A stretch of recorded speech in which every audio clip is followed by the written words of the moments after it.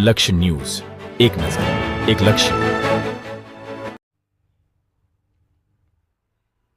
લીંબડી તાલુકાના જાંબડી ગામે માથાભારે તત્વોના આતંકી પરિવારના 8 સભ્યો કરી હિજરત. પુત્રવધુ અને પૌત્રીને ભગાડ્યા બાદ અન્ય પૌત્રીઓને ભગાડવાની ધમકી આપતા લાચાર પરિવારની હિજરત. લીંબડી તાલુકાના જાંબડી ઊંચી વગ ધરાવતા માથાભારે તત્વોના માનસિક ત્રાસથી કંટાળી ગરીબ શ્રમજીવી પરિવારે ઉચાળા ભરી હિજરત કરતા ચકચાર મચી જવા પામી છે.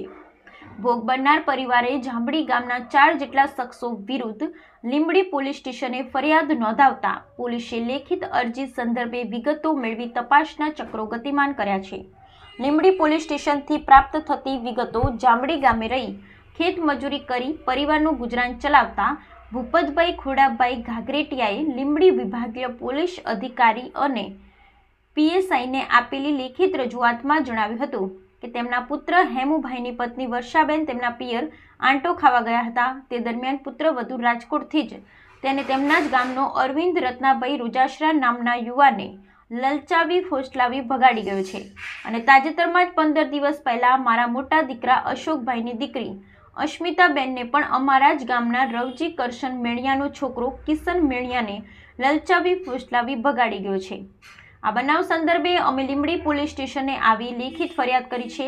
તેમ છતાં હજુ પણ સામાવાળાઓ હજુ પણ અમને ધમકી આપે છે કે તમારા ઘરની જેટલી છોકરીઓ છે તમામને અમે વારાફરતી એકાએકને ભગાડી જવાના છીએ. તમારાથી કાંઈ થઈ શકવાનું નથી, અમારું કોઈ કાંઈ બગાડી શકવાનું નથી એવું જણાવી જાનથી મારી નાખવાની ધમકી આપતા હોય.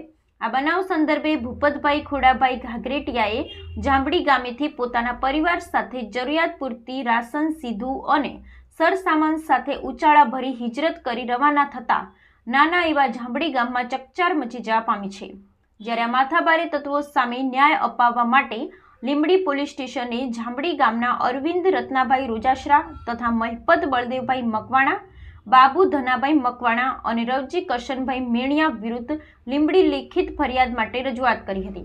લીંબડી પોલીસે પણ ભોગ બનનાર પરિવારની રજૂઆત સાંભળી હતી અને અરજી મુજબ વિગતો મેળવી તપાસના ચક્રો ગતિમાન કર્યા છે. Bureau report Brijesh Trivedi, Surendranagar. મારું ગામ ગોપાલનગર, મારું નામ વાઘજીભાઈ ભરવાડ છે અને જે આ ભૂપતભાઈ વાળી અશોકભાઈ વાળી જે મેટલ બની એ મારા ભાગ્યા છે અને 2 દિવસ પહેલાં મૂંઝવણમાં હતા ફૂલ. 15 દિવસથી તો એ ખાધું પીધું નથી ને આવી બધી તકલીફમાં હતા. મને કે શું કરવું, એટલે મેં કીધું ભાઈ મને કે ગામમાં એવી ધમકી મળે તારી ત્રીજી દીકરી ઉપાડ લેવાની. એટલે હું તો આપણે મગજમારી ઉતરવું નથી, કાયદાનું કામ કરશે, તું અહીં ગોપાલનગર આવતો રહે મારા આશરે, તમે તારે ખાઈ પીને મજા કરજે. એટલે કાલના હિજરત કરીને મારા ઘરે આવ્યા છે અને મારા ઘરે રસોઈ બસોઈ એમને બધાને ખવડાવ્યું.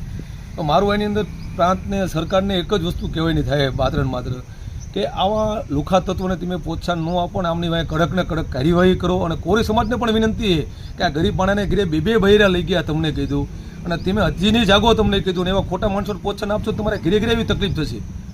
હું તો બીજી પર નાઈતનો છું તમને કીધું, પણ તોય મને માનવતાની નાતે અમની પડખે ઉપર મેં અમને સહકાર આપ્યો હોય. એટલે મારી બસ એટલી રજૂઆત છે એમના નાતીલાની હતી, સરકારની હતી કે એની અંદર આ લોકોને સમજાવે ને આ હેઠા બેહાડ દે, બીજું શું ઊંચા નીચા થતા બંધ થઈ જાય. બસ સાહેબ, હું જાંબડી ગામનો રહેવાસી છું. મારું નામ અશોકભાઈ ભૂપતભાઈ છે અને મારી જન્મ તારીખ પણ જાંબડી છે. પણ મને હવે આ લોકો એટલો ત્રાસ આપે છે કે 2 મહિના 3 મહિના પહેલાં મારા ભાઈને વહુને ઉપાડી ગયા, 2 મહિના પછી મારી છોકરીને 15 દિવસથી ઉપાડી ગયા અને અત્યારે પણ હજી એવું કહે છે કે હજી અમારે તારી છોકરીને ઉપાડ લેવાની છે. આ વસ્તુનો મને ન્યાય કોઈ આપતો ગામના કોઈ સાથ સહકાર નથી અને હું હાવ ગરીબ છું. અને મને આ બાબત તમે ક્યાં રજૂઆત કરી? આ પોલીસ સ્ટેશન રજૂઆત કરી છે. અત્યારે શું કર્યું તમે? અત્યારે તો હું સાહેબ ઘર મૂકી અને સામાન ભરીને વયો ગયો છું. કેટલા જણ જતા રહ્યા? અમારો આખો પરિવાર 8 જણ છીએ અમે. અત્યારે ગોપાલનગર વહી ગયા છીએ રહેવા, અમારા ગામથી 10 કિલોમીટર દૂર. અને અહીંયા હું જેને જમીન ખેડું છું એમના મને રાખ્યો છે. અત્યારે એમના ઘરે ખાવા પીવાનું બધું સાહેબ મારી પાસે તો કંઈ છે નહીં, બરોબર. આ તો એમનો હું આભાર માનું છું કે 10 વર્ષથી એમને જમીન ખેડું છું મને રાખ્યો.